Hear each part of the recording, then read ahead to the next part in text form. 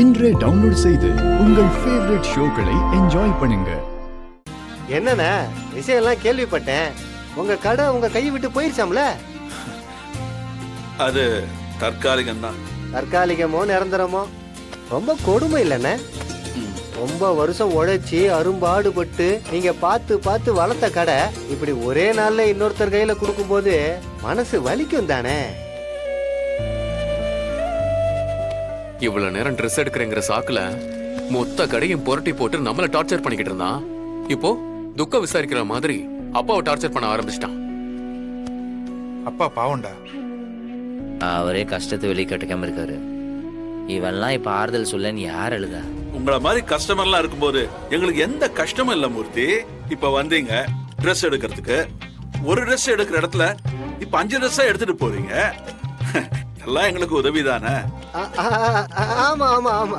உங்க பொண்ணுக்கு கல்யாணம் சொன்னீங்க? ஆமாண்ணே. அதுக்கெல்லாம் ட்ரெஸ் எடுக்கலையா? அதுக்கு தான் வந்தேன். கொஞ்சம் இதுவா இருக்கு, ஒன்னும் செட் ஆகல. என்ன செட் ஆகல? வாங்க நான் எடுத்து காட்டுறேன். சரிங்கண்ணே. நம்மளே வாயை கொடுத்து மாட்டிட்டோமே.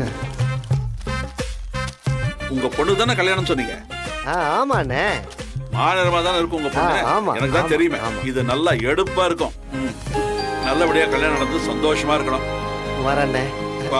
தம்பி வரேன். கலெக்ஷன்லாம் அருமையா இருக்கு. நான் போயிட்டு வரேன். ரொம்ப நன்றி மூர்த்தி. உங்களை மாதிரி கஸ்டமர்ஸ் தான் எங்களோட வளர்ச்சிக்கு அஸ்திவாரம். வாங்க வாங்க.